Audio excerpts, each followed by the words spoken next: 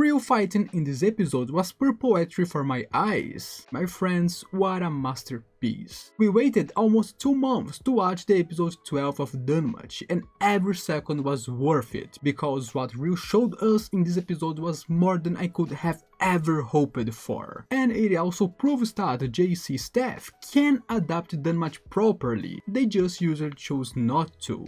And that said, alongside with this insane episode, a lot of things were left out, and they only make the anime even better, and today I'm going to tell all about it. Let us start with a line from Ota that was supposed to be in the previous episode, but didn't appear that or here either. Ota tells Bell that if he wants to receive Freya's love, he must surpass him. It's clear that Ota is being extremely brutal with Bell, instead of just knocking him down, because he wants Bell to get up, fight and prove himself worthy of the goddess. If he wanted to, he could have knocked out Bell already, but he didn't. He's dragging it out, beating him down. For example, when Bell has that moment about saving Freya and seeing Shira again, Ota tells him that in order to do that, he must get up and fight.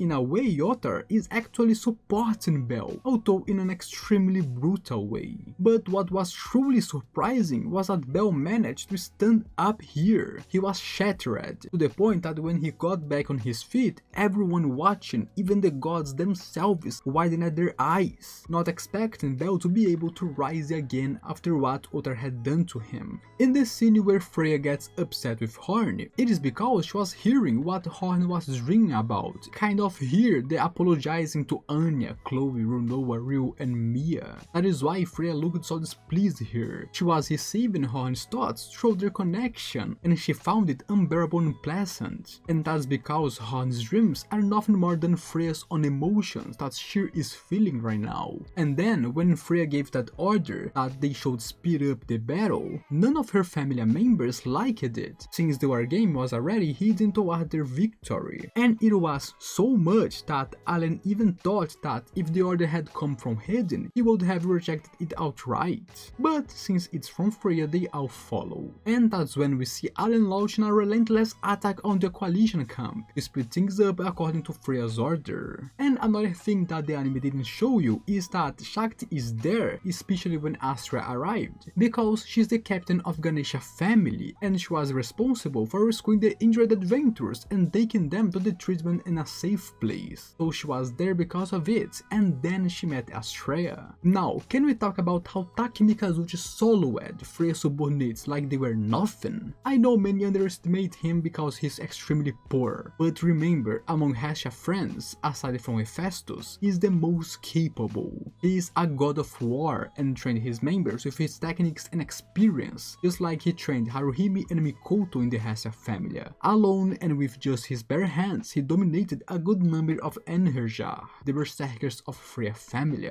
Taki Mikazuchi here literally wiped out an entire unit, since even the guy who tore off his flower passed out right afterward, because Taki is this strong. Also, I won't lie, Hephaestus losing her flower to Alan felt straight out of a horror movie to me. Imagine you are running and then out of nowhere you run into that. Terrifying for me. Another thing that was cut was how Lily managed to stay calm throughout the entire situation. She had already anticipated it and was trying to come up with plans to find her way to victory, and this was based on a conversation she had with Finn earlier. Finn had shown her that the cards she had were nowhere near enough to fight against the Freya Familia, and she needed to face reality. They were weak. The Hesha family is weak.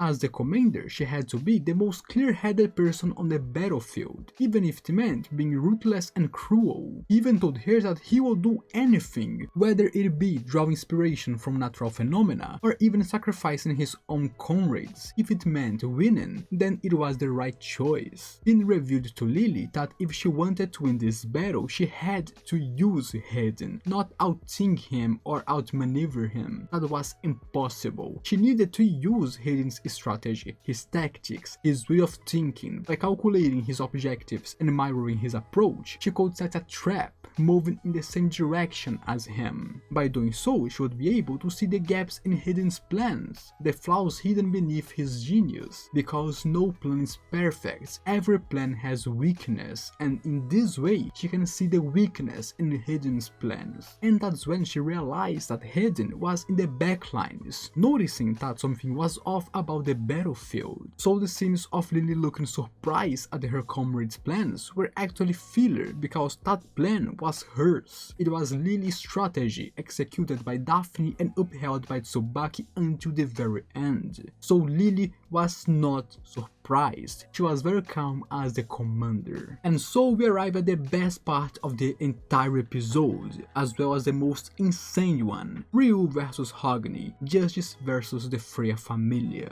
Ryu here arrives like a beacon of light, carrying the justice of the Astrea Familia, the justice that all of Orario once knew. And so the duel between the two elves begins, throwing all of Orario in chaos, especially the gods watching the battle. And now, how did Ryu jump from level 4 straight to level 6? My friends, it's completely possible. Aside from what Hermes said about Ryu fighting ever since the fall of Astrea Familia, literally purging Orario's underworld on her own, she continued to battle through countless adventures. She has an insane record of achievements and top tier excellia. Remember, my friends, even with the combined forces of Loki, Astrea and Ganesha familias, along with several others, they still couldn't bring an end to the Orario's Dark Age. But Ryu alone annihilated Evil's main force and sent several Evil's gods to the Tenkai. On top of that, she also fought against the Black Goliath alongside Bell, participated in the Apollo's Familia war game, fought in countless battles during the Xenos arc, and then braved the deep floors with Bell, overcome the Juggernaut in her own best. Years of accumulating achievements and top tier excellia propelled her straight to the level 6. And also back when she was Galewind, she was the absolutely peak of level 4 adventurers. The only one who ever surpassed her at that level was Bell, just before he advanced to level 5. So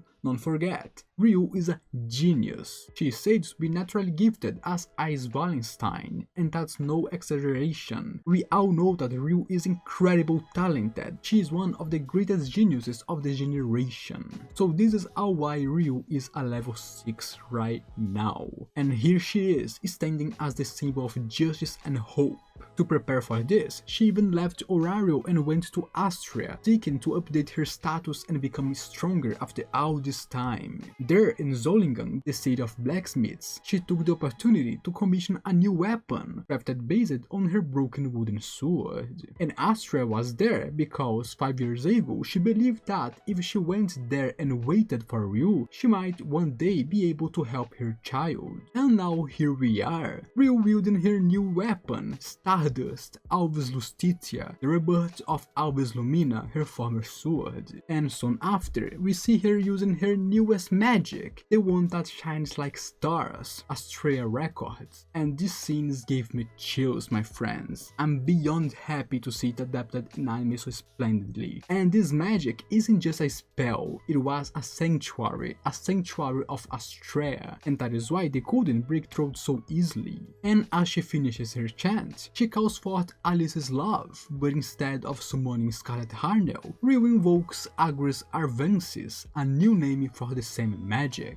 At this moment, everyone was left speechless, the adventurers, the gods, the Enherja, and even the audience watching. The magic of the one who had once been called the fallen disciple of justice, the one who fought against evil for the sake of the people. Everyone remembers the brilliance of Astrea Familia as they battle against Orario's Dark Age. That is why all of Orario loves and respects them. Even Hogni was someone who respected Alice, and Ryu here was able to use this magic because she completed her journey, a long, arduous road filled with loss, vengeance and despair. But in the end, she finally found the light and the true meaning of her justice. My friends, the justice that Ryu has found was hope.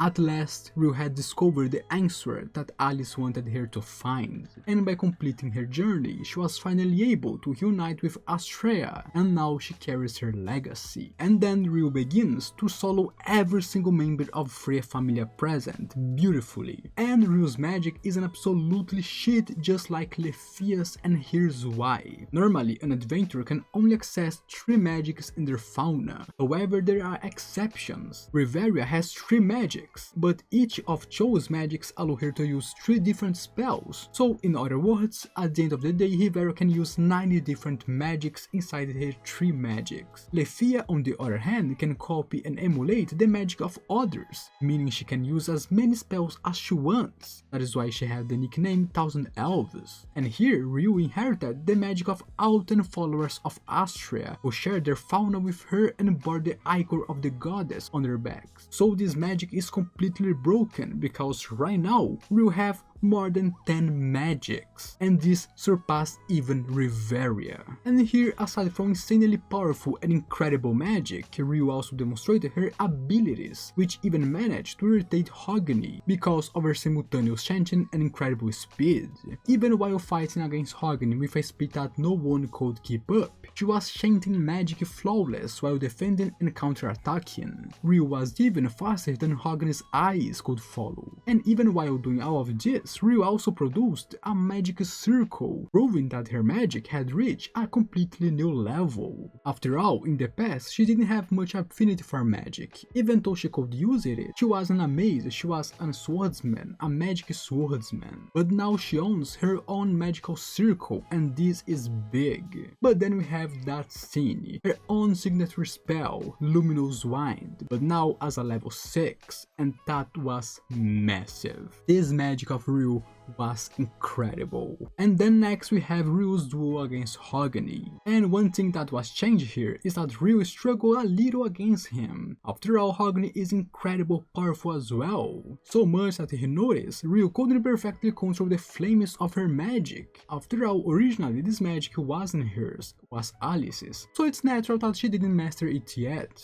However, that doesn't change the fact that Ryu pressured Hogni as much as he pressured her. After all, Ryu now is insanely powerful, and at the end of the fight the anime censored a little. Hogni was cut, burned, broken and at mercy of gravity at that point, so his condition was far worse than the anime show you. He was really broken here. And then we have Hedin's betrayal, and seriously, how many times this guy betrayed Freya's family in this arc just to help Belle? I think I need to go back and started counting because Hedin's betrayed them a lot in this arc. But that is it for today, my friends. Comment here what you think about this episode, that it was insane for me, especially of course the moments of Ryu. This story gave me goosebumps and I will not lie to you. And if you want more in this video you can check out more of Danmachi. But don't forget to subscribe to the channel to support my work and give me a like to support the channel. Now I'm out.